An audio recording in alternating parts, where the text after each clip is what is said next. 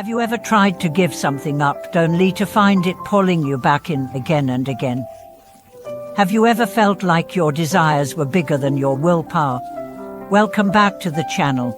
Today, we are going to take you into the heart of a real story, a deeply personal account from a female practitioner whose path towards spiritual awakening was paved not with enlightenment at every step, but with struggle, vulnerability, and a raw confrontation with desire.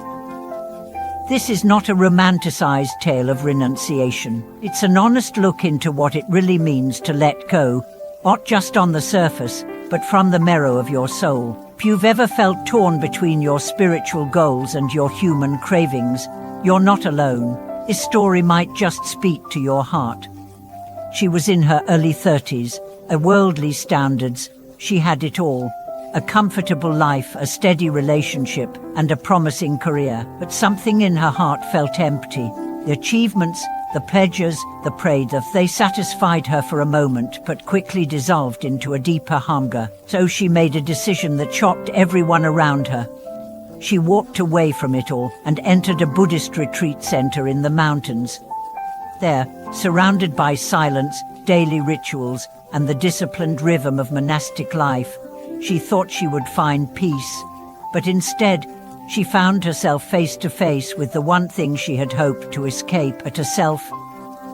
The first few weeks were tranquil. Mornings began with chanting. Days were filled with chores, meditation, study. Nights offered a rare kind of stillness. She felt light, almost high on the quiet. But then, something began to stir. Memories, the image of her partner, the warmth of a hug, the taste of food she used to love, the thrill of touch, the spark of flirtation, the comfort of being desired.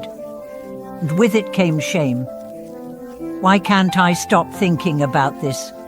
What do I still want? I thought I was past this.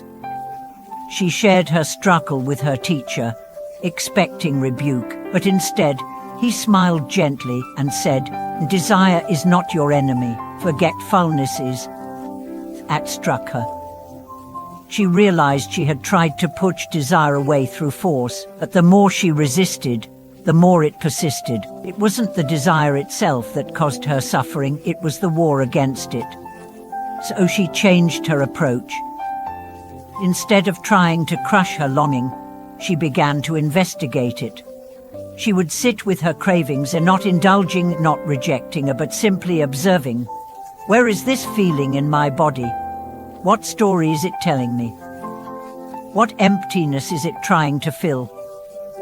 She began to see that behind every sensual desire was something deeper. The craving for food, a craving for comfort, the craving for affection, a craving to be seen, to be validated, the craving for touch, a craving for connection.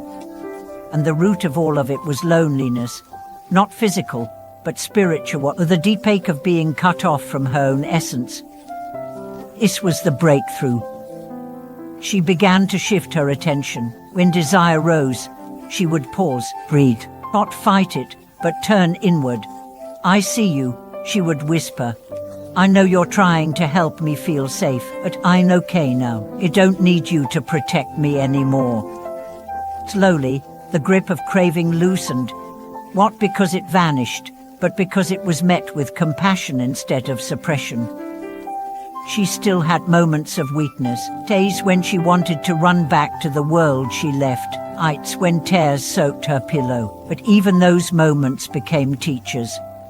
She learned that letting go isn't a one-time decision, it's a daily practice, a breath-by-breath commitment to something deeper than comfort, freedom. She began journaling every night, writing to her own heart like a lover. Today, I wanted sugar, warmth, validation. Watched the desire rise. I smiled. I didn't follow it. I didn't fight it. I just sat with it like an old friend. And that was the shift. She started falling in love, not with another person, not with the Dharma books, but with her own presence, with her breath, with the stillness beneath all movement, with the witness behind all thoughts. One evening, while watching the sunset behind the mountains, She felt a wave of gratitude so powerful it brought her to her knees. "This," she whispered, "this is what I was always longing for, and not food, not touch, not attention, but this quiet fullness." She wasn't enlightened, she wasn't perfect, but she was free in a way she never imagined. Letting go of desire, she realized, isn't about becoming numb. It's about becoming intimate with yourself. It's about finding the courage to feel everything without needing to act on it. It's about turning cravings into teachers and slowly, gently, becoming whole.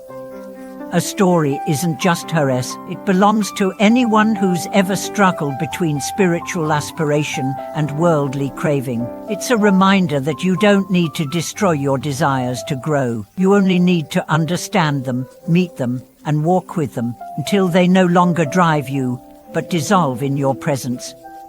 Thank you for watching this video. If you've ever struggled with letting go, whether of desire, attachment, or pain, share your experience in the comments. Your story might be the mirror someone else needs. Subscribe, like, and let's keep walking this path of honesty and awakening together.